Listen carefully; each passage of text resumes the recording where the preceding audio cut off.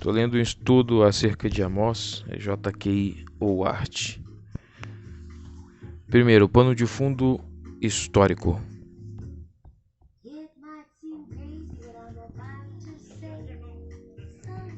O profeta Amós foi o primeiro dos grandes profetas clássicos, cujas palavras foram registradas em forma escrita, e ele provavelmente é o maior dos chamados profetas menores.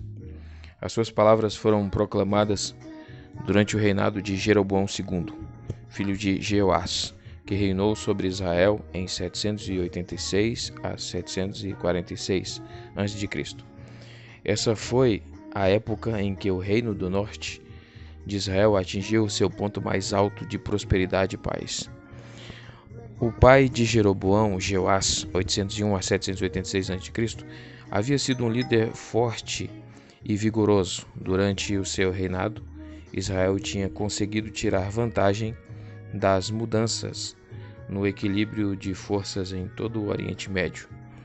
O espinho do norte, a Síria, havia sido efetivamente removido como resultado de derrotas anteriores diante da Síria, e como resultado, tanto Israel quanto a Filístia, que tinham sido vassalos da Síria, puderam aproveitar a oportunidade e se revoltar contra o governo do rei da Síria. A Síria agora era tributária da Assíria, mas a preocupação dos governantes assírios estava em outros lugares, e esse fato, junto com a incapacidade de seus governantes nesse período, impediu-os de consolidar os seus sucessos. O resultado foi que Jeoás conseguiu firmar a sua própria posição, reconquistando o território que anteriormente havia sido perdido para a Síria. Na época em que Jeroboão II subiu ao trono de Israel, grande parte das terras anteriormente perdidas para a dinastia arameia da Síria tinha sido reconquistada.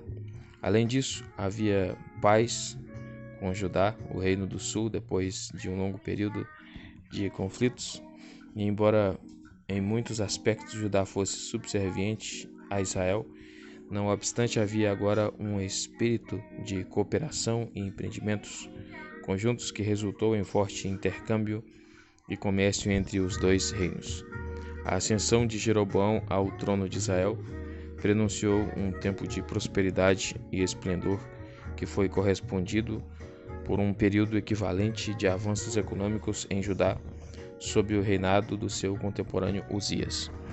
Os sucessos militares do seu pai continuaram sob o próprio Jeroboão, que prosseguiu com a guerra contra a Síria, tirando a vantagem da fraqueza interna daquele país naquela época e também do fato de que eles mesmos estavam preocupados com o conflito contínuo com o rei de Amate. Assim, Jeroboão conseguiu estender as suas fronteiras quase até os limites do antigo reino de Davi e também insistiu numa forte política de expansionismo na Transjordânia. Segunda Reis 14, 25. Os sucessos militares de Jeroboão II foram acompanhados do desenvolvimento que deu à economia do país. A Fenícia continuava sendo o poder comercial predominante no Oriente Médio nessa época. Israel tinha extraído benefícios consideráveis do seu relacionamento próximo com esse país. Tributos eram cobrados de todas as caravanas que atravessavam Israel, e agora que as principais rotas comerciais estavam efetivamente debaixo do seu controle, isso consideravelmente as receitas do tesouro.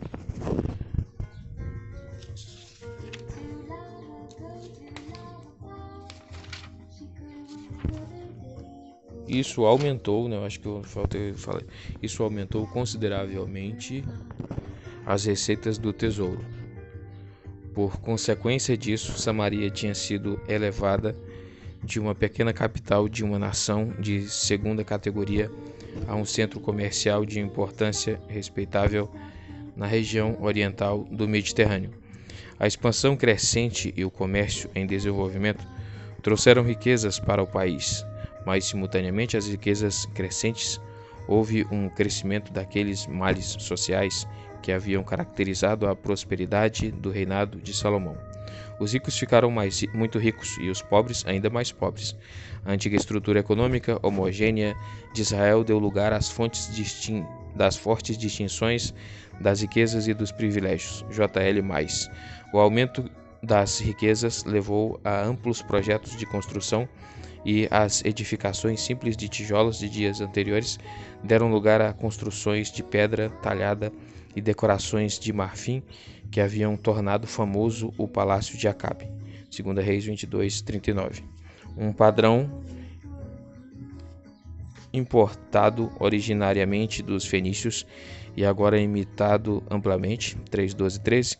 As escavações em Samaria e em outros lugares confirmam o esplendor deste período da história de Israel, mas também destacam as distinções na sociedade da época, pois se durante o século X as casas parecerem ter sido de tamanho uniforme, durante o século VIII havia uma área de casas grandes e caras e outra de estruturas e moradias amontadas e desordenadas. Amós ataca com frequência essa divisão entre ricos e pobres, e em especial o luxo dos ricos por um lado e a miséria dos pobres por outro. Ele pinta um retrato vívido das circunstâncias da época, destaca as muitas belas construções da capital Samaria, mas também aponta para o fato de que os proprietários dessas construções, os ricos mercadores e outros, eram homens que não se intimidavam com nada para aumentar os seus lucros. Eles odiavam qualquer dia em que não pudessem fazer negócios. Os ricos apreciavam a vida preguiçosa e tolerante, impelidos pela veracidade e ganância das suas mulheres, que exigiam mais e mais luxos. E suas casas estavam repletas de tudo que pudesse significar uma vida opulenta e confortável, enquanto, por outro lado, os pobres eram sujeitados a uma ímpia exploração econômica. O negociante pequeno era forçado a abandonar os negócios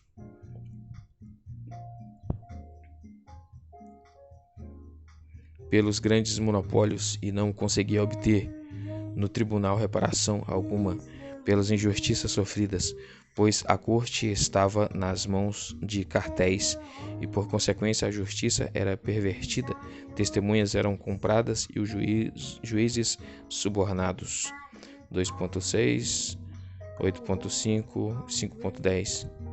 A justiça oferecida era de fato um cálice amargo. 5.7. Pois os processos legais haviam sido totalmente corrompidos e eram, na verdade, usados como ferramentas de opressão. A corte tinha se tornado um pouco mais do que o mercado em que o pobre era escravizado e em que o último pedaço de terra lhe era arrancado. A força e seus direitos eram violados impunemente. Lado a lado com a degradação da ordem social estava a perversão da religião de Israel, uma questão também exposta habilmente por Amós. A canaanização da adoração a Javé tinha prosseguido a passos rápidos sob Roboão e Jeroboão I, desde os dias de Salomão e do colapso do Reino Unido. Em Israel, tornou-se visível que a adoração a Javé, mesmo mantendo a continuidade, havia se tornado inextricavelmente associada com as práticas degradantes da adoração cananeia, embora talvez seja adequado dizer que nunca chegou às profundezas da apostasia que atingiu em Judá sob o governo de Manassés. É interessante observar que o exame dos ostracos de Samaria desse período fornece um número de nomes compostos com Baal que é equivalente a quase a metade dos nomes compostos de Javé. Pode parecer que, fora essas vozes isoladas, como as de Amós ou Oséias, até os profetas se degeneraram em oportunidades cegados pela complacência da nação. A religião certamente estava prosperando no país, mas era uma região completamente divorciada da realidade. Ela era em grande parte um ativismo e uma demonstração exterior, com as multidões enchendo os santuários em épocas das grandes festas. Os rituais eram bem elaborados, mas eram acompanhados de características como a prostituição cultural e orgias e bacanais que faziam parte dos cultos de fertilidade das nações à volta de Israel. Não havia vida verdadeira e nenhuma evidência de que valores espirituais estivessem em algum lugar. E Javé foi prestigiado com uma presunção que beirava a arrogância. Essa foi a situação a que Amós se dirigiu com a palavra de Javé. Na superfície, essa situação era radiante e parecia cheia de esperança para o futuro, mas Amós conseguia ver o que Israel não conseguia, ou seja, que a abdicação propositada dos princípios divinos para a nação havia conduzido à corrosão gradativa de todo o fundamento da sociedade. O país deveria ser comparado com um cesto de frutas de verão maduras demais, que serviam somente para serem jogadas fora e destruídas. 2. O profeta. O profeta Amós é conhecido somente no livro em que os seus oráculos foram colecionados e preservados. Para os compiladores dos livros proféticos, a coisa que importava era a mensagem e não o homem que a transmitiu. Não obstante, é possível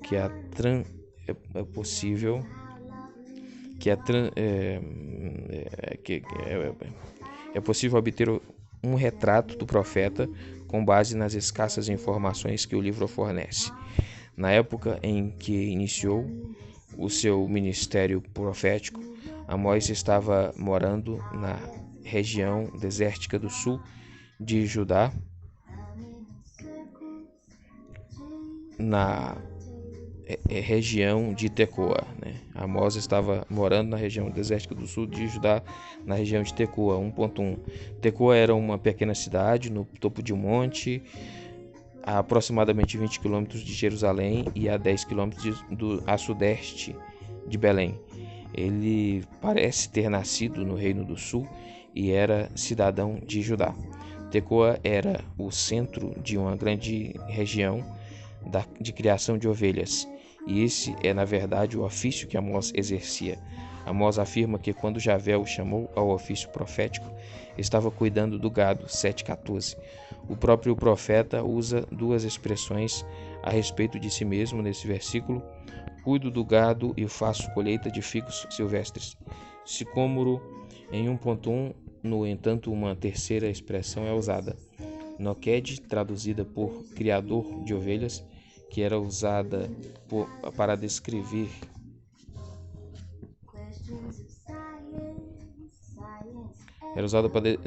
o criador de uma espécie específica de ovelhas do deserto, altamente valorizadas por conta da excelência da lã que produziam. A palavra é incomum, ocorrendo ainda somente em 2 Reis 3,4, com respeito a Mesa, rei de Moabe. A interferência é que o termo se refira a um proprietário de ovelhas que tinha outros pastores sob suas ordens, e Amós pode bem ter sido um homem importante e respeitado em sua comunidade. De forma nenhuma deve-se pensar nele como um homem bruto e inculto, como E. W. Eaton observou. The Old Testament Prophets, 1958, página 19. É peculiarmente difícil estabelecer a sua posição social, mas um crítico tão articulado da corrupção da sociedade urbana dificilmente poderia ter sido um simples matuto do campo. Parece que Amós aumentava sua renda com um pequeno pomar de figos silvestres. Talvez fossem amoras silvestres que eram remoídas ou esmagadas para aumentar a concentração de açúcar. Não crescem em Tecoa, mas junto ao Mar Morto, ao qual a região o redor da cidade desce para o leste, onde essas frutas podem ter sido cultivadas. É impossível reconstruir a carreira de Amós em qualquer sentido real. Parece, no entanto, que a sua atividade principal tenha se concentrado em Betel. Embora haja a possibilidade de que tenha pregado também em Samaria, certamente foi em Betel que ele entrou em conflito com as instituições religiosas do Reino do Norte, e muitas das suas palavras combinam com a congregação que reunia nesse local para a festa de outono. É possível que o seu ministério não tenha durado além desse um ano sugerido pelo primeiro versículo. Amós emerge da coleção dos seus ditos como um homem com a profunda convicção do chamado de Deus e a profunda convicção da mensagem que ele tinha de anunciar. Vemos em Amós um sucessor digno de Elias, um homem incendiado pelo zelo, pelo avivamento da religião e da moralidade social, para quem as práticas cananeias do javismo oficial eram quase tão repugnantes quanto eram particularmente os ritos pagãos. O chamado que ele recebeu o arrancou da sua vida normal e o colocou em outro país, gritando ai à sua sociedade, religião e governo em nome de Deus. Ele se tornou executivamente o mensageiro cuja vida era o meio da sua mensagem.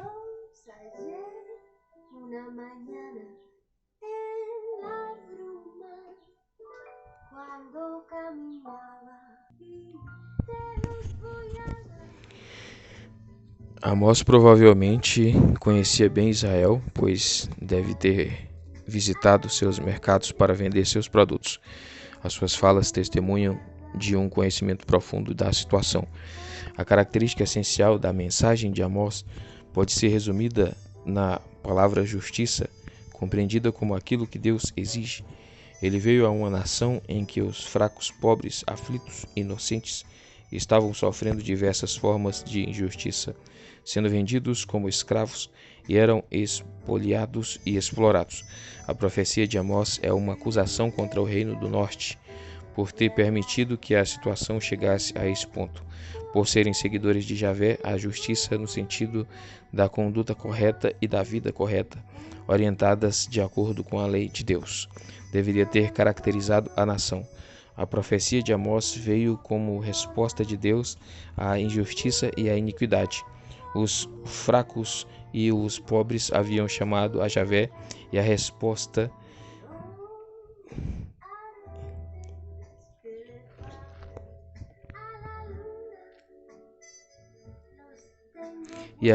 de Javé veio por meio da profecia de Amós. É uma mensagem de condenação e escuridão, não abrandadas, que consiste totalmente em juízo sobre uma nação irreligiosa. As suas palavras foram dirigidas contra as três áreas da vida da nação e a administração da justiça nos tribunais, a afluência e fartura dos abastados e o estado do culto nos vários santuários. Aos olhos de Amós, o tribunal parecia representar a instituição central da vida da nação, pois era aí que a justiça deveria ser revelada e a equidade estabelecida. O tribunal poderia defender o fraco e o pobre, mas na verdade, como Amós observou, a justiça que era ministrada aos pobres era amarga como absinto. Os processos legais eram totalmente corrompidos e usados como ferramentas de opressão. Amós também dirigiu a sua atenção à afluência das classes abastadas. Era importante conhecer que ele não direcionou a sua mensagem de juízo contra os ricos porque ele fora asceta, mas antes a riqueza que ele denunciava era a riqueza obtida com a opressão dos pobres por intermédio da injustiça social. Isso, por sua vez, provinha da forma da religião da nação. Era uma religião vazia de conteúdo, embora repleta de rituais. Amós insistiu em que Deus não tinha tempo para a religião ritualista sem coração. A verdadeira religião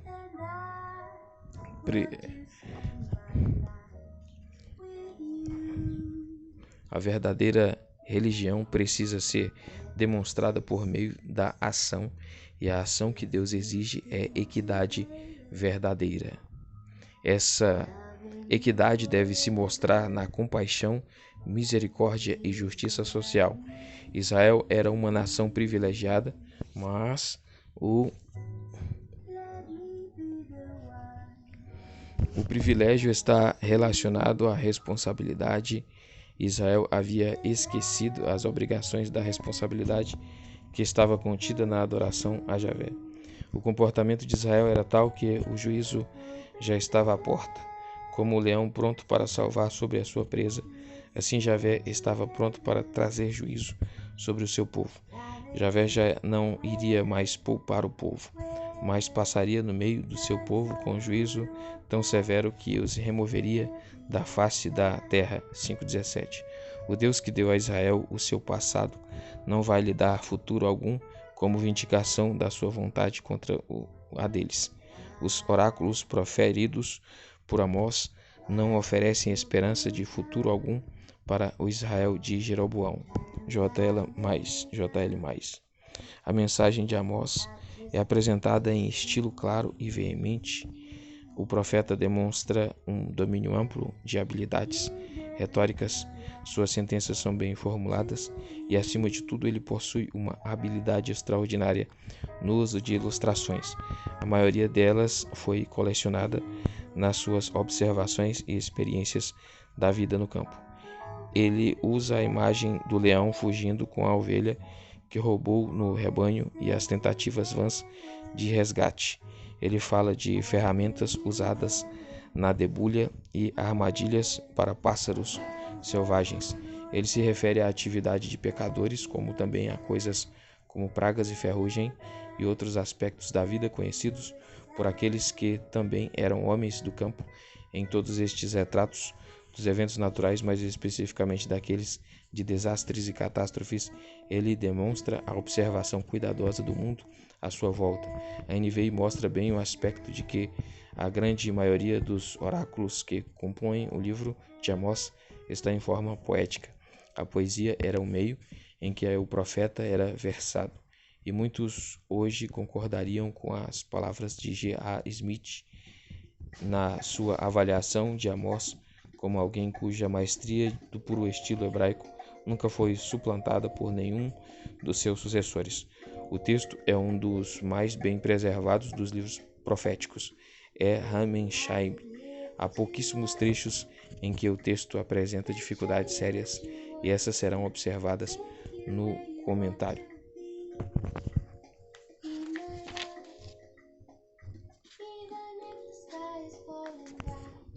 A restauração prometida